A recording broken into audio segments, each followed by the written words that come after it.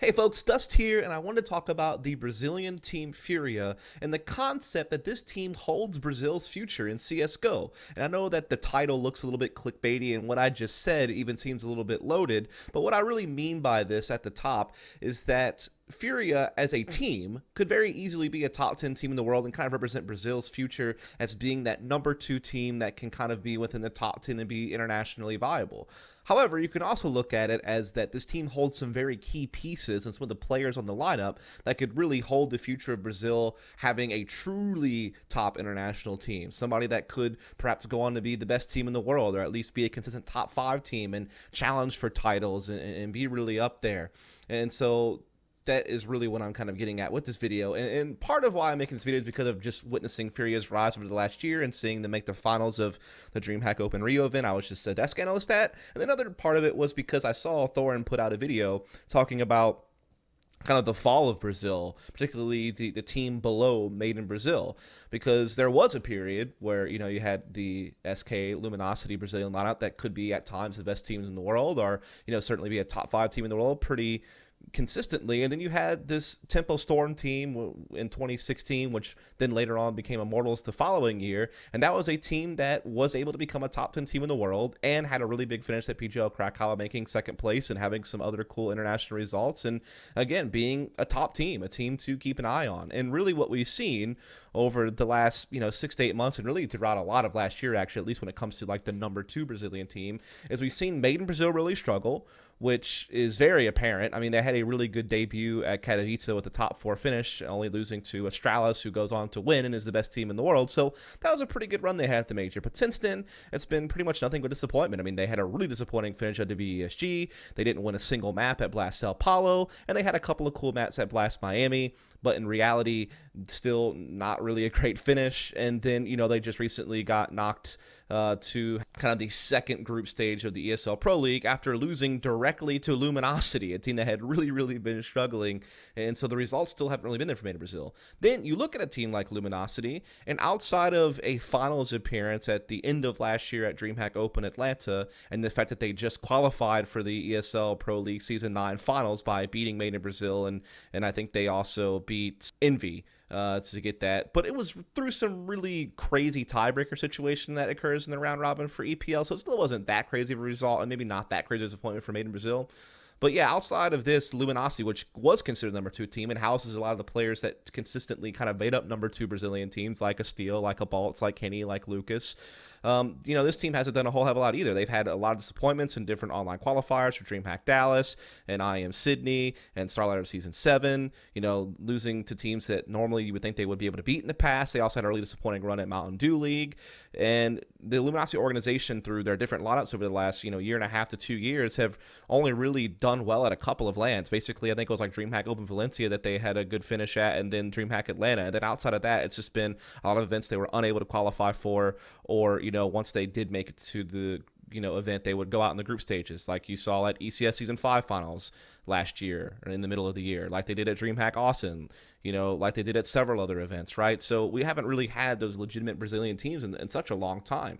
And I really feel like, to kind of respond to that premise, which, Thorin kind of set up, because he talked about how these teams were really struggling, how players like FNX and KNG, who were other hopefuls, have had their issues.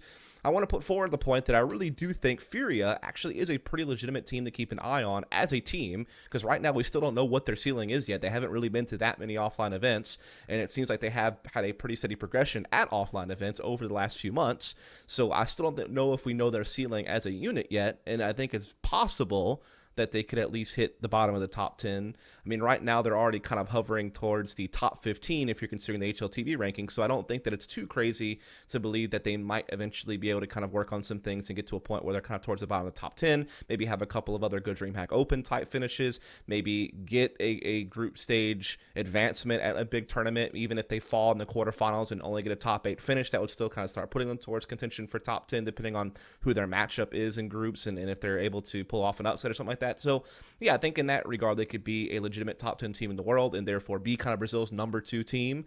Especially if Made in Brazil kind of keeps faltering, then who knows? Maybe that even gives them some position of power to attract a Made in Brazil player. And that could really make this team even stronger. I know that this organization has a lot of backing and stuff like that. So I know that we kind of far-fetched to think that maybe a Made in Brazil player will want to go to Furia. But hey, if Made in Brazil keeps struggling, Furia keeps rising up, they only need to make 1 or 2 roster changes. I think they could be a legitimate, really good team. And again, even if not, I think that some of their players could wind up getting poached up by a team like Made in Brazil, which already almost happened, by the way. Made in Brazil did want Cacerado, and there was almost the move happening there. So it's, again, not far-fetched that one of these players might go over to Made in Brazil one day and really help that team become better and help them move up the rankings.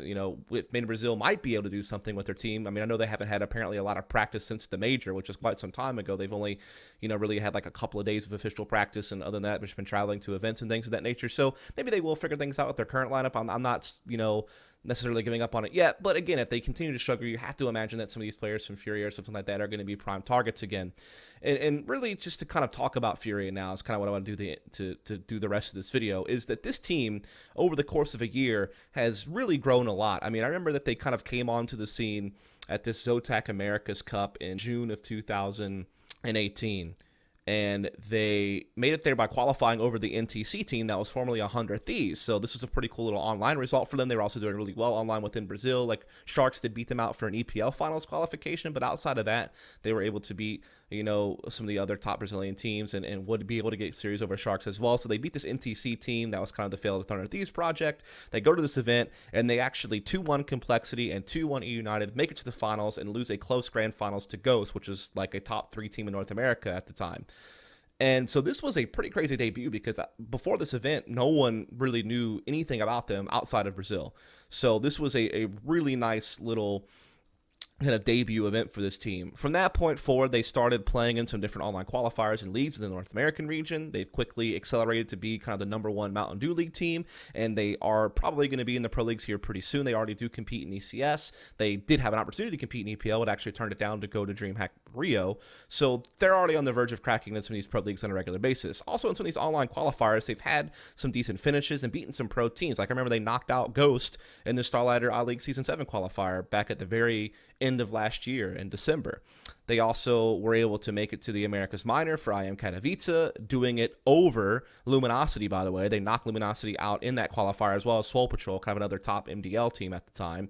Then once at the minor, they did beat Envy, they beat INTZ, and they beat Envy a second time to go ahead and actually qualify over to the major. The only team that they lost to at this event was, in fact, Energy. Then they, of course, go to this major, and they did have a really rough opening loss to NIP, but then had a really close game to Avantgarde. They managed to beat Spirit. They took a map off of Cloud9. So they do wind up getting eliminated in an 0-3 fashion at the IM Katowice major, but at least they had a map off of Cloud9. At least they beat Spirit. They had a close game against Avantgarde. There was a couple of things that looked good. Then again, coming out of that, they won MDL. They qualified for DreamHack Masters Dallas over Luminosity, Complexity, and E United, which they beat twice. And then at the DreamHack Rio event, after a rough opening game to INTZ in the group stage, they wound up beating E United 2-0, beating INTZ 2-0, 2-0ing Sharks in pretty dominant fashion, and then having a grand finals against Avantgarde where they nearly won it. They won the opening map. They did the tricky Vertigo pick. They did it very dominantly. They lost the game on Inferno, but then on Train, they had a big lead. They were looking like they were going to win the game in regulation, just go ahead and win the grand finals. But then they wound up kind of choking under the pressure of everything, I would imagine. They wound up, looking like they might actually lose. I think at one point it was 14-14, but then they do force it into overtime from 14-15, and then they wind up losing in that overtime and take home a second place finish instead of the trophy, which I know was certainly a bitter pill to swallow for them on home soil after the run that they had. But hey, it is what it is, and it's still a pretty good LAN appearance. Now, as it stands, they really haven't been to very many LANs. I mean, pretty much the only LANs you can think of that they've been to in basically a year time frame is Zotac in June of 2018. I think they were at maybe a Faceit minor that they got knocked out of or something like that. Can't remember. Then they were at the minor for this most recent major, the major, and now DreamHack Open Rio. So around 4 or 5 lands in a year, basically. So they haven't really had a whole lot of offline opportunities. I'm hoping that we'll see them at some more DreamHack Open events at the very least, and they'll get some more reps in kind of like these Tier 2, Tier 3 land events. And then hopefully, I mean, they have DreamHack Masters Dallas coming up in a month's time, so that'll give them a crack at a Tier 1 event to kind of see what they can do, see if they can at least, advance past the group stage, make it to a playoffs, get a top 8 finish or something like that, and just kind of see how things go. So we don't really know the ceiling yet, but what we've seen so far is promising. They definitely have a positive trajectory. They have a pretty good map pool. I mean, first of all, their early adopters are Vertigo, which is great to see them kind of be on top of things on this new map pool rotation, which is also good because Cache is actually one of their better maps, so losing it could have really hurt, but the fact that they're able to play Vertigo pretty well is good. They permaban Dust 2, so that's kind of off the board. They're competitive on Inferno. They play Mirage really well. They're really good on Nuke, actually. They play Overpass fine, and they play Train fine. Granted, most of this is online competition, and a lot of it was against MDL level teams. But again, we have seen them occasionally beat teams like Envy, like E United, like Complexity, some of these kind of lower into middle of the pack North American teams and some of these different qualifiers and leagues, so they're capable of that. And in the LAN environment, yeah, again, most of their, wins on LAN are going to be, mostly weaker teams. I mean, the only exception of which is like taking a map off of Cloud9, and then maybe some of the wins they got against INTZ and Envy and United, or at least against, kind of lower into middle of the pack North American professional teams. But yeah, they obviously don't really have very many results over European teams other than kind of their map win over Avangar at the Grand Finals of Rio. And that's really it. But again, we haven't seen them against very many European teams on LAN yet, so it's still up in the air. Outside of their good map pool, they do have a pretty good tactical system when I watch them play. I think that they are very capable of having like defaults with well-established roles and being able to play standard map control styles and run into mid-round protocols. They're also really good just kind of gathering up and swarming and trading things. They move with purpose. They have good spacing. They trade pretty efficiently. They don't really get caught up on, being not on the same page, and people trying to make individual plays with no support system and kind of giving away free kills. They also can play really aggressively and do these explosive executes. They have really good utility. It's not like scrimmy, fast, explosive play. It's, definitely pretty well refined, good timings, again, making sure everyone's kind of hitting when they need to from different angles, using their utility appropriately. But then they do have some wild card factors. They do have someone like Art, who is super, super aggressive, can be a Fur type figure. He's also the primary opper, though, so it can be kind of crazy to see someone who kind of plays like Fur but does it with an op a lot of the time. He's also an early adopter of the Sigil and T side, which can be good. So they definitely have an X factor to them. But they can also play standard, and they have a well-balanced style is the point. They kind of model themselves after some of these other top teams that we have that are capable of playing different styles of CS, not fully reliant on just one particular style, which is great.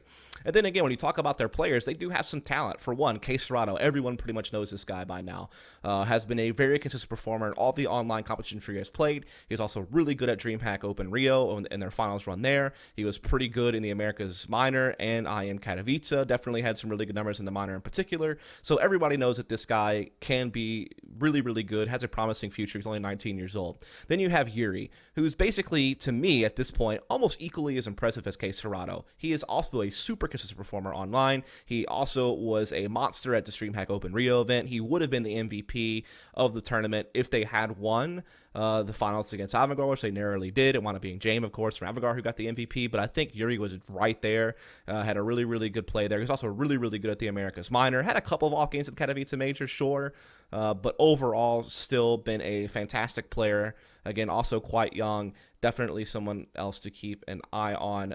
Really good aggressive rifler, so he's a really key piece to have as far as entering goes, whereas K Serrato, of course, more of a, not a pure lurker. He can be pretty flexible, but I would generally say that he's going to be either playing the edge of the map and playing slow and kind of being a more mid to late round player, or he's going to be, if you're doing execute, kind of like your second or third guy in, trying to trade frag, kind of mop up, not necessarily going to be the guy taking contact, except for maybe a couple of different situations. Like he definitely can do it on the B-bomb site, for example, on Inferno, helping fight for top B control and things of that nature. But again, definitely a little bit more on the passive side, I would say. But that's a good balance, right? You have Yuri as your aggressor alongside someone like Art, and then you have K Serrato more on the passive end. Vinny also can be a little bit more of a passive player, a little bit more edge of the map. He also had a fantastic DreamHack Open Rio event. He played pretty good at the Major and the Minor, plays good in all their online competition. He's pretty solid for this team. Like Yuri and K Serrato, definitely the kind of the two-star players, but I feel like himself and Art, who I'm going to talk about in a second,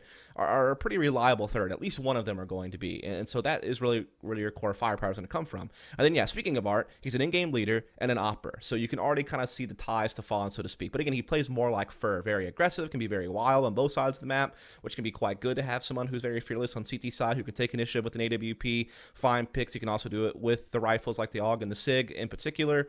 Also can be kind of the sacrificing entry fragger to set up someone like Quesarado or set up someone like Yuri. Definitely willing to go in first and be that guy. He performs really well for in-game leader standards. I mean, I know that we're kind of been a little bit blessed lately with like super good fragging IGLs, like someone like Glaive who does frag really, really well. But most of the other really good fragging in-game leaders are more fraggers doing in-game leading on necessity, like Nico on FaZe, like Hunter over on Valiance right now. I guess Nitro is like another guy who's a really good fragging game leader, like Glaive. But yeah, there's not too many super duper ridiculously good in-game leaders who are really good fraggers and also really good tacticians, where I feel like Art is a pretty good balance of being able to call a pretty good system and be that in-game leader. There's not that many other notable in-game leaders from Brazil right now that you really think of. I mean, you have some veterans like Knack and Bit out there on different teams, but honestly, I haven't been impressed with Bit at all with the calling that he does on his team. Knack with Sharks does fine, sure. Yes, you do have Steel, who has done it, on and off throughout his career and can be, pretty good at it. But I really do think that Art can be like the next in-game leader in line after Fallen as far as like capability when it comes to shot calling, as well as still being able to assist in the fragging department and be kind of that aggressive player that helps set other pieces up. So I really like Art quite a lot. His numbers aren't going to leap off the page other than his performance at Rio, but at other events he definitely does well enough. And then Abel J, yeah, more of a role player, more of a supportive type guy, I guess you could say. But again, he himself is not a bad fragger. He actually had a really good America's Minor. He played okay at the Major. He was okay at Rio. Definitely can have impact moments. So this team actually has a pretty good amount of firepower, and they also have the roles really well established. I mean, they have enough aggressive pieces, more passive pieces. They Art can be a solid opper. Yuri can be that entry fragger. Quesarado can be that more mid to late round type player. So they have a really well balanced team as far as the roles, the styles of play, all that good stuff. Again, we talked about how they have a pretty good map pool. We talked about how they've really been rising up the ranks. I mean, I think the trajectory has been really, really positive. They haven't really had any super disappointing results.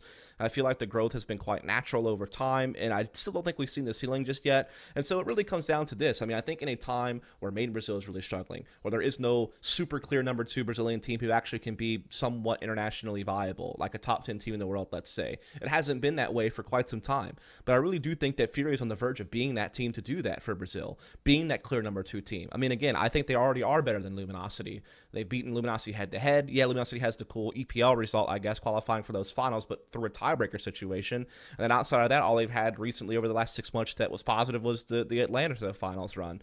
Meanwhile, Furia has been progressively getting better in all their online competition in the Americas. They went from being kind of a middle-of-the-pack MDL team to now challenging professional teams on a regular basis in, ECS and different online qualifiers and that nature. Only a matter of time before we see them probably in the next season of EPL. They now have a pretty good land finish here at DreamHack Open Rio. They were able to at least play well at the minor and make it to the major, so that's some progress. You can see that they are making that climb. Then again, even if this team hits a ceiling, let's say towards the top end of the top 15 or right towards the bottom of the top 10, and they go no further than that, I think that either A, they already have enough really good pieces and really good positions to attract talent to this team to make this team something. So maybe they need to replace 1 or 2 players. I think they could maybe pull someone from Luminosity or something like that. Maybe they could use a Steel or a Bolts type figure to help round out the team and have like a more consistent performer in some type of role player position. Or, maybe someone made in Brazil isn't going to fit. Maybe that they can fit on this team. Maybe that they can help them out. I mean, I know it will be a drop down for whoever it is from Made in Brazil who boosts down, but it could happen. And let's say that doesn't happen. Let's say you don't really build around this team. Dude, Yuri and Quesarado are ready right now to play on a team like Made in Brazil, in my opinion.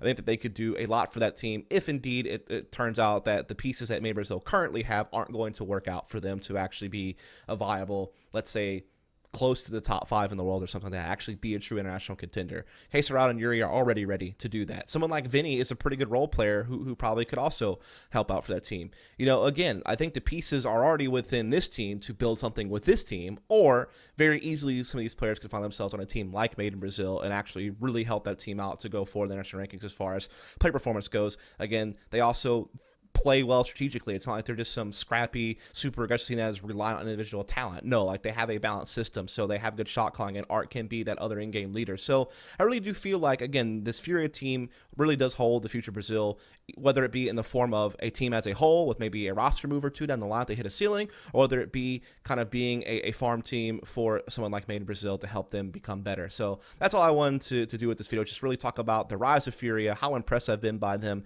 all the positive signs this team has, and how I really think that they hold the future in some form or fashion for Brazil in Counter-Strike. So hope you folks enjoyed the video. If you please subscribe for more content. Catch you next time.